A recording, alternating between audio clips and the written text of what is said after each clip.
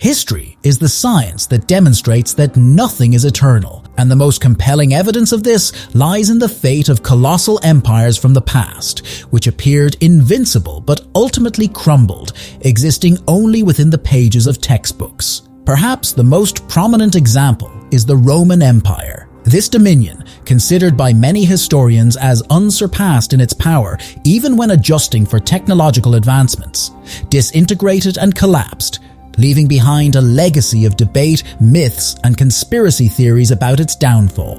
As avid viewers of our channel are aware, the explanation is far simpler, more pragmatic, and grounded.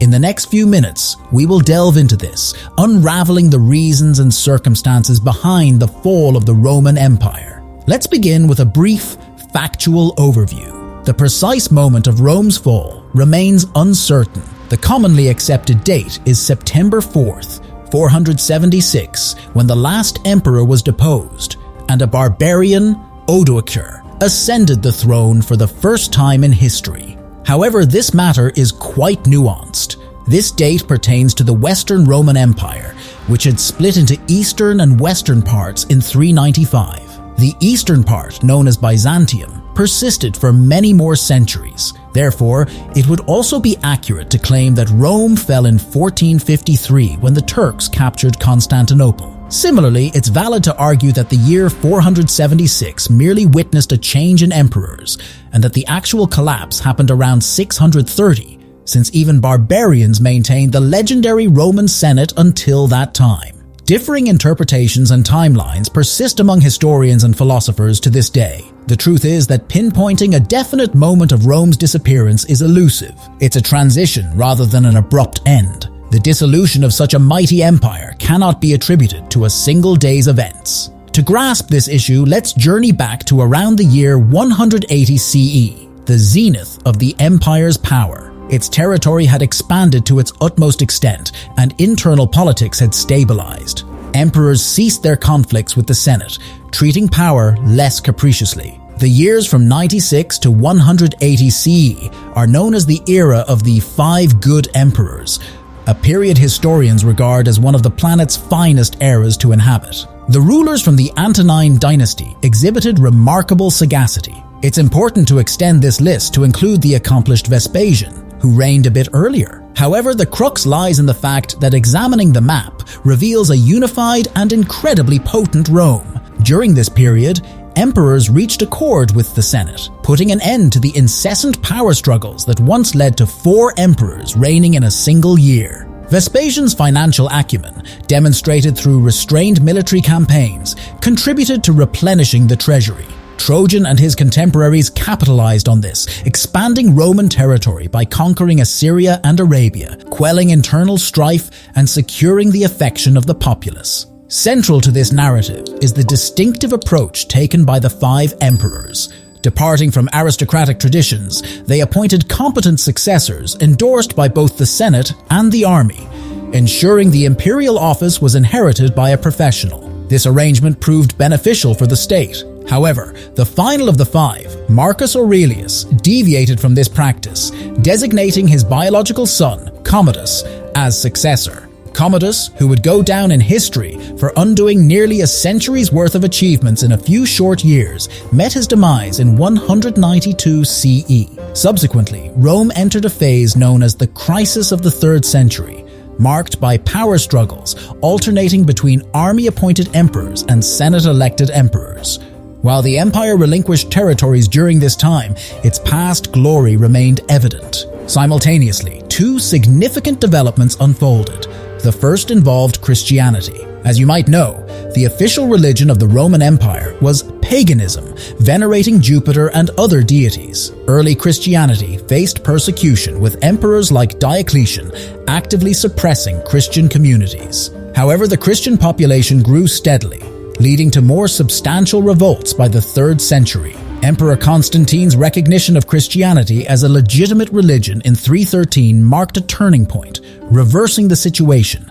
Paganism now faced persecution, an endeavor that didn't contribute to societal well-being. Another factor was the division of the empire. Despite its power, Rome never imposed its lifestyle on others throughout its history. People weren't compelled to adopt Latin or Roman customs.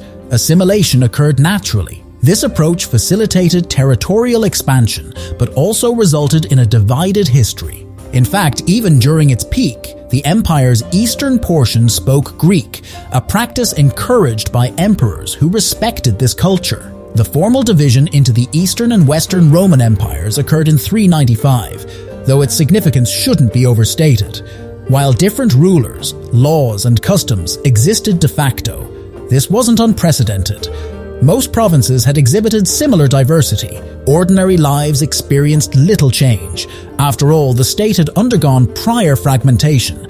Diocletian in 293 CE introduced the Tetrarchy, creating 4 major divisions. Subsequent leaders either united or divided territories based on administrative challenges. The necessity of transmitting imperial decrees from Rome to Byzantium over vast distances and the occasional reign of erratic rulers led to sometimes unintelligent decrees. The principle of division arose from the need to maintain stability. The true predicament leading to collapse emerged in the 4th and 5th centuries, when this stability dwindled. The military, for instance, played a pivotal role. During times of power, Roman citizens willingly enlisted due to attractive incentives including salaries and land grants. However, the situation changed for the offspring of these soldiers, particularly those from Rome, where an incessant influx of taxes and coinage occurred. Moreover, considering the next emperor's financial needs, the situation grew more complex. Consequently, destructive processes took root from the 3rd century onwards. The army required recruits, but volunteers were scarce. Simultaneously, the absence of campaigns meant a lack of resources to compensate soldiers. Payments were delayed, while taxes for the populace escalated, leading to the obliteration of the middle class in Rome. Small artisans and landowners went bankrupt, further concentrating wealth. This transition contributed to the decline of the fabled common imperial market. This video is brought to you by Thorum. Take a look at these rings. They have rings made from 4 billion-year-old Gibeon meteorite and genuine 65 million-year-old T-Rex bone. If you are a fan of Vikings, they have Odin ring, the Norse god of war, the Thor ring, and all of them are crafted by hand. Head the link in the comments and use promo code LIVINGHISTORY to get 20% off a truly unique ring. It happened during the crisis of the 3rd century. Although there were occasional improvements in the quality of life, commerce was essentially stagnant. And along with that came a substantial portion of taxes, which were then compensated through new levies on the population. If it had merely been about maintaining the army, things might have been more manageable. However, during Constantine's era, who embraced Christianity, Rome had as many as 2 million monks. They were eager to join this lifestyle as it exempted them from work, and their upkeep expenses were sourced from the pockets of the citizens. For a moment, the empire's entire population at that time was estimated at around 55 million. This, incidentally, is another story on its own. Amidst a cooling climate, the decline of the middle class and the avarice of the upper class, a dire demographic crisis ensued. In the year 150, the empire was home to 65 million people, yet by 400, this number had dwindled to only 50 million. The affluent segment was aging and indulgent, while the poorer populace struggled to survive. Given these circumstances, there was minimal birth rate, resulting in fewer economically active individuals to support the masses of monks, soldiers, and aristocrats. Additionally, there were those inclined to join the legions, earning meager wages which were often delayed. Concurrently, the borders saw an influx of more and more barbarians. Defending against them with a demoralized and undermanned army became increasingly untenable. In Rome's history, attempts to befriend these barbarian groups marked a pivotal shift. Emperor Theodosius' weapon, for instance, allowed the Goths to settle in Roman territories. Initially, these barbarians swore to protect these lands, later being enlisted to safeguard the borders against fellow barbarian groups. This ultimately culminated in the unmistakable process of Rome's barbarization. Overall, after the division into eastern and western parts, the western portion encountered significant challenges. Its borders were increasingly populated by Germanic and other barbarian groups, who by the early 5th century had come to settle as if in their own homes. Various rulers still attempted to fend off their attacks. For instance, Stilicho's efforts in 402 and 406 proved quite successful. Nonetheless, the western part of the empire was hampered by a shortage of troops, and even parts of the legions were comprised of recruited barbarians. In 410, the Visigoths led by Alaric took control of Rome.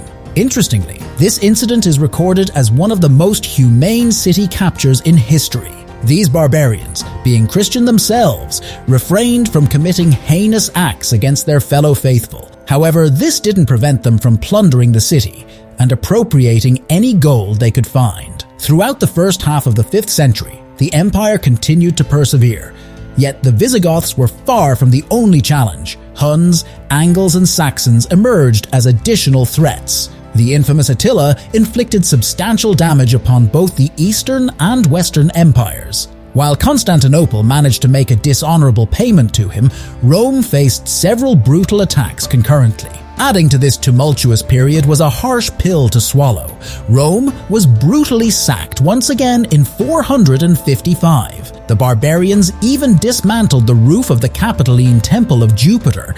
The abrupt death of Attila, though tragic, did provide a moment of respite for the empire as it writhed in agony. Consider the plundering of Rome. One can only imagine the fate of the rest of the land. The barbarians demonstrated little restraint and proceeded to establish their own states. By the year 460, only the territory of Italy remained under Western Roman rule. Barbarians governed these lands, choosing their own leaders. The final emperor of Rome was Majorinus. He made efforts to reclaim lost territory by conquering Spain and a portion of France. However, he was ousted by another barbarian, Ricimer, who then took up the mantle of emperorship.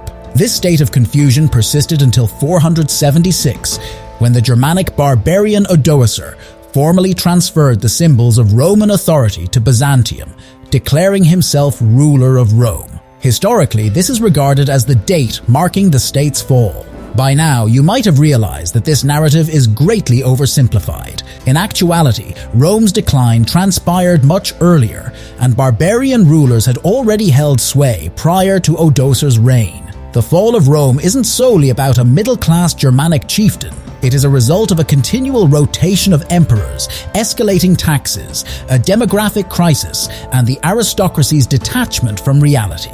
During the empire's heyday, when resources and power were abundant, a significant number of dependent individuals relied on the government's support. Sustaining them required substantial expenditure, rendering the existence of the renowned Roman legions unfeasible. These legions achieved victory through discipline, loyalty, and patriotism. Yet, with the crisis in personnel and salary delays, discipline waned and devotion faltered. Moreover, the concept of patriotism lost its relevance, given that the legions gradually comprised of barbarians and mercenaries. The history of Rome's fall is bereft of enchantment. It is defined by factual occurrences that highlight the current Rome's minimal resemblance to its counterpart from 15 centuries ago. Technically speaking, for a full millennium, Byzantium was the true Rome, striving to retain its influence. Moreover, from a certain perspective, Moscow could be deemed the third Rome, considering that the niece of the last Byzantine emperor, Sophia, married Moscow's Ivan III. This lineage extended the line of Roman emperors into Russia. Concerning the western part, the Germans, as you may know, have often laid claim to being the true heirs of Rome, even calling it their ancestral home. This revived Roman Empire was, however, dissolved by Napoleon in 1806. But likening it to Rome is akin to asserting that modern-day London is a direct descendant of the Celts. The true Roman Empire didn't crumble overnight, and its fall was driven by multiple factors. Until we meet again, take care, folks.